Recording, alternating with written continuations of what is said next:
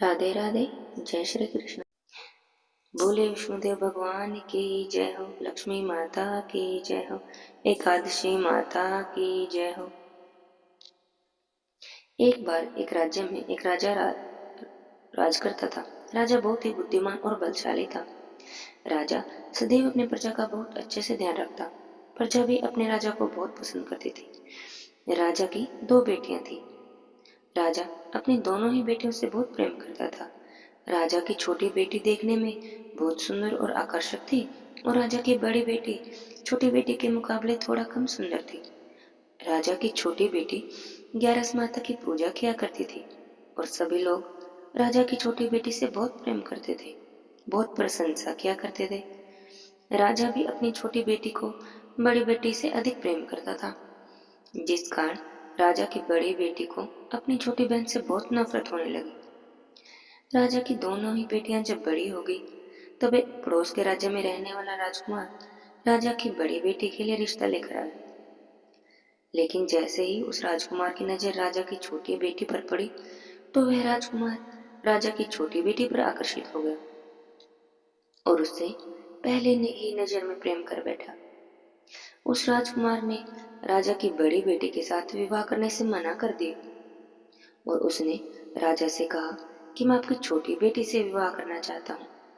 जिसके बाद राजा की बड़ी बेटी यह देखकर अपनी छोटी बहन से बहुत ज्यादा क्रोधित हो गई और उसके मन में बहुत जलन पैदा हुई। राजा की बड़ी बेटी ने अपनी छोटी बहन को ही अपना सबसे बड़ा दुश्मन मान लिया। राजा की बड़ी बेटी ने अपनी छोटी बहन से बदला लेने का सोचा और जिसके लिए उसने अपनी छोटी बहन को जान से मारने का भी यत्न किया।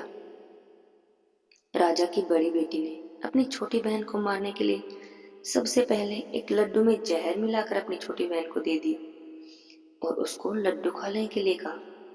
लेकिन लड्डू खाने के बाद भी छोटी बहन को तो कुछ नहीं हुआ। यह देखकर तो बड़ी बहन बहुत जल भुन गई और आश्चर्यचकित भी रह गई, लेकिन उसने हार नहीं मानी और दोबारा से अपनी बहन को मारने का यत्न बनाया। उसने जब रात में छोटी बहन अपने कमरे में सो रही थी तब एक मटके में सांप रखकर उसके कमरे में छोड़ दिया, लेकिन सांप भी छोटी बहन का कुछ न कर पाया। जिसके बाद बड़ी बहन ने अपनी छोटी बहन से कहा कि चलो हम लोग कुएं में से पानी भर के लाते हैं। जिसके लिए वह अपनी छोटी बहन को पानी भरने के लिए बहाने ही अपने साथ ले गई और अब उसने अपनी छोटी बहन को कुएं में ही धक्का दे दिया। लेकिन उसकी छोटी बहन को तो तब भी कुछ नहीं हुआ, क्योंकि हर बार 11 माता उसकी रक्षा कर रही थी। और उधर बड़ी बहन के जब सारे प्रयास असफल हो गए तो वह बहुत ही जल भुन गई और बहुत क्रोधित होती जा रही थी। फिर उसने अपनी छोटी बहन के पास जाकर उससे खुद ही पूछ लिया, तुम मेरी छोटी बहन हो, तुम्हें पता है भगवान ने सबकी मृत्यु तो निश्चित कर ही रखी है, एक समय लिखा हुआ है, तुम्हारी मृत्यु कैसे होगी, क्या तुम ये जानती हो? तब छोटी बहन ने अपनी बड़ी बहन को बताया, हाँ मैं तो जानती हूँ मेरी मृत्यु कैसी होगी। छोटी बहन की यह बात सुनकर बड़ी बहन बहुत ही प्रसन्न हुई और मन ही मन सोचने लगी। उसने अपनी छोटी बहन से कहा, तुम मुझे अपनी मृत्यु का राज बताओगी? छोटी बहन ने बड़ी बहन से कहा कि मेरी मृत्यु और मेरी सांस तो एक तोते में है। जो तोते के गले में खार है उसी से मेरी मृत्यु होगी।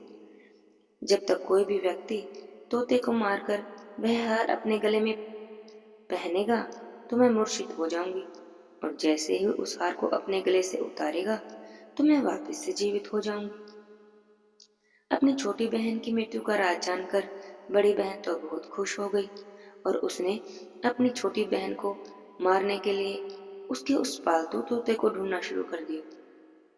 और छोटी बहन को इस बात का आभास हो गया था कि कोई उसकी जान लेना चाहता है, इसलिए वह अपने पिताजी के पास गई और उसने अपने पिताजी से कहा, पिताजी आप मेरी मृत्यु के बाद आप मुझे चलाइए मत, बल्कि आप मुझे अपनी पुरानी हवेली में एक पलंग पर लिटाकर छोड़ दीजिएगा।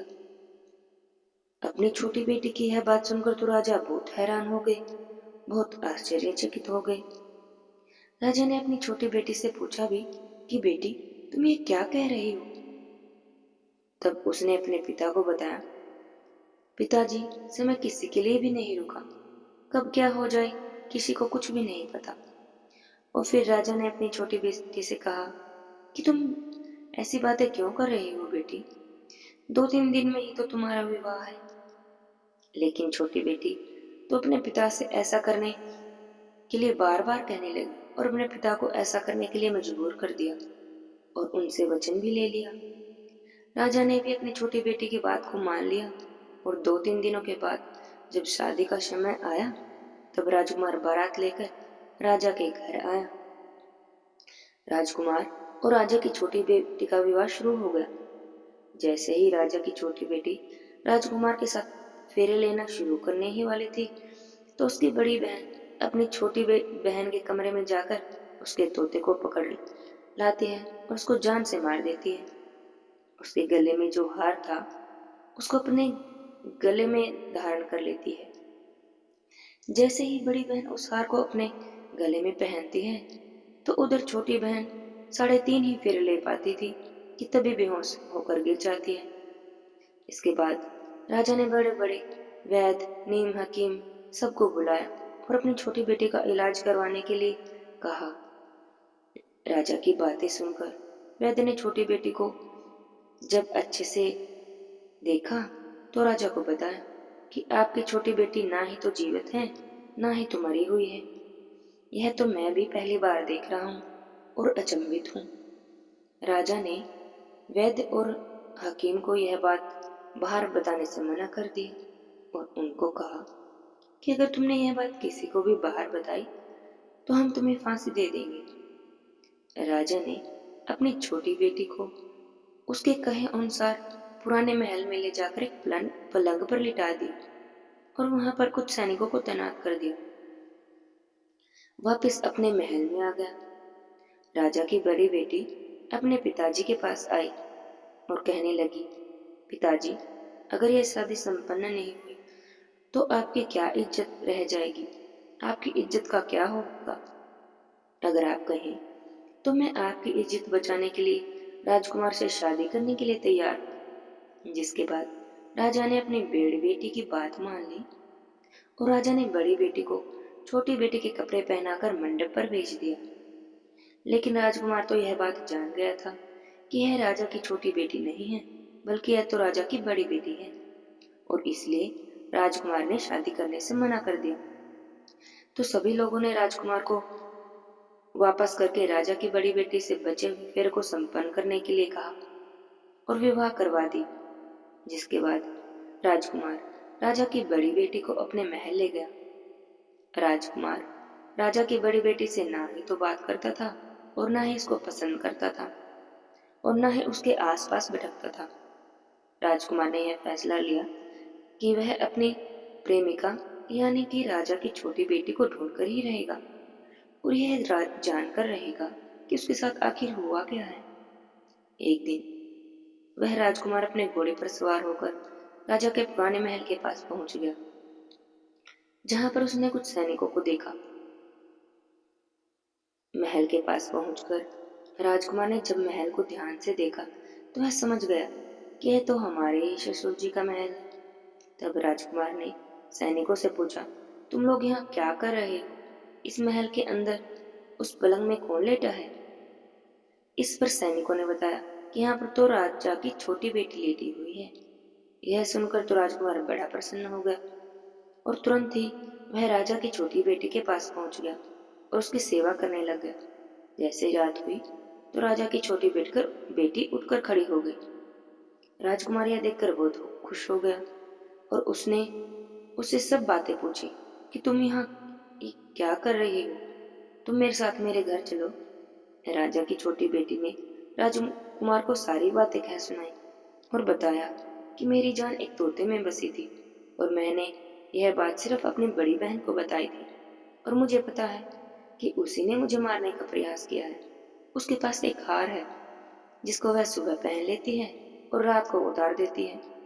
जब तक वह हार को पहने रखती है तब तक मैं मूर्छित रहती हूँ, और जैसे ही वह हार को उतार देती है तो मैं जीवित हो जाती हूँ। जब तक मेरी बड़ी बहन के पास वह हार है तब तक मैं ऐसे ही जीवित और मूर्छित होती रहूंगी। अगर मेरी बड़ी बहन के पास जो हार है वह मेरे हाथ आ जाए तो मैं हमेशा के लिए जीवित हो जाऊंगी।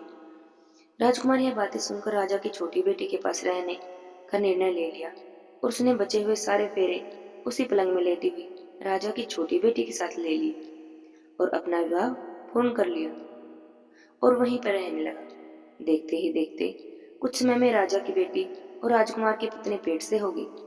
एक दिन राजकुमार को किसी काम से बाहर जाना पड़ा। तब छोटी बहन के पेट में बहुत तेज से दर्द होने लगा, जिसके बाद उसने 11 माता का आवाहन किया। जिसके बाद वहां पर 11 माता प्रकट हुई और उन्होंने अपने भक्त के दर्द को दूर किया और एक पुत्र की प्राप्ति करवाई। और वहीं पर अचानक से राजकुमार भी आ गया। राजकुमार ने जब 11 माता को देखा तो वह तो आश्चर्यचकित हो गया और उसने माता को बारंबार प्रणाम किया। और 11 माता ने राजकुमार से कहा कि जब तुम्हारा पुत्र 5 वर्ष का हो जाएगा तो तुम अपने पत्नी का हार ले आकर इसके गले में डाल देना। और देखते ही देखते राजकुमार और राजा की छोटी बेटी का पुत्र 5 वर्ष का हो गया। तो राजकुमार अपने बेटे से कहता है, बेटा, मैं तो कुछ काम से बाहर जा रहा हूँ, तुम अपनी माता का ध्यान रखना। और वहां से चला जाता है। राजा राजकुमार को बाहर निकलते देख बड़ी बहन के सैनिक देख लेते हैं और बड़ी बहन को जाकर सारी बातें बता देते हैं। जिसके बाद बड़ी बहन अपनी छोटी बहन के पुत्र को वहां से उठवा लेती है और उसको मरवा देती है। छोटी बहन के पुत्र के भी 2 टुकड़े करवा देती है।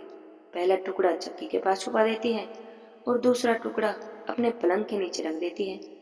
अब 11 माता भिखारी का रूप लेकर आती है। एक भिखारी का रूप देखकर बड़ी बहन के पास चली जाती है, जिसके बाद वहां पर भिक्षा मांगने लगती है। तो वह अपने नौकरों से कहती है कि जाकर भिक्षा दे दो। लेकिन जैसे ही नौकर 11 माता को भिक्षा देने के लिए आते हैं तो माता उन्हें मना कर देती है और कहती है कि मैं तो तुम्हारी महारानी से ही भिक्षा लूंगी। बड़ी बहन तब स्वयं ही भिक्षा देने के लिए माता के पास आती है। तब माता एक बिल्ली का रूप लेकर उसके कमरे में चली जाती है और वहां पर छोटी पुत्री बेटी के पुत्र के 2 टुकड़ों को आपस में जोड़ देती है और उन्हें जीवित कर देती है और वे वहां से वापस ले जाती है। एक दिन राजकुमार अपने बेटे को लेकर अपनी बड़ी पत्नी के पास गया और उससे कहता है, तुम इसका ध्यान रखना। अगर तुम इस बच्चे का अच्छे से ध्यान रखोगी तो मैं तुमसे बातें करूंगा। एक दिन राजकुमार अपने बच्चे से कहता है कि तुम अपनी माता से उनके गले का हार मांग लो। जिसके बाद राजकुमार का लड़का अपनी माता के पास जाता है और कहता है, माँ, मुझे तुम्हारा हार चाहिए जो तुमने गले में पहन रखा है। यह सुनकर तो बड़ी बहन बहुत क्रोधित हो जाती है और उसको याद आता है कि राजकुमार ने कहा था कि अगर तुम इस बच्चे का अच्छे से ध्यान रखोगी तो वह मुझसे बातें करने लगेगी, जिसके कारण वह उस हार को उस बच्चे को दे देती है और वह तुरंत ही हार ले जाकर अपने पिता को दे देता है। तभी राजकुमार अपने बेटे को लेकर वहां से जाने लगता है और अपनी पत्नी से कहते हैं, तुम हमारे लिए खाना बना कर रखना, मैं शाम को आकर तुम्हारे साथ खाना खाऊंगा। और वह अपने बेटे को लेकर वहां से चला जाता है। जिसके बाद वह राजा के पास जाता है और उनकी सारी बातें बता देता है। राजा अपनी बड़ी बेटी की यह करतूत सुनकर बहुत क्रोधित होता है और अपनी ही परवरिश को दोष देने लगता है कि मेरी ही परवरिश में कुछ कमी रह गई है, और राजकुमार को अपनी छोटी बेटी के साथ रहने के लिए आदेश दे देते हैं। बोलिए 11 माता की जय हो। हे 11 माता, जैसे अपने अपने उस वक्त राजा की छोटी बेटी पर कृपा की, उसके सारे दुख दर्द दूर किए, ऐसे ही कृपा सब पर बनाए रखना। यह कहानी कहते सुनते हुंकारा भरते सब पर सबकी मनोकामनाएं पूरी करना। जय जय राधे श्याम।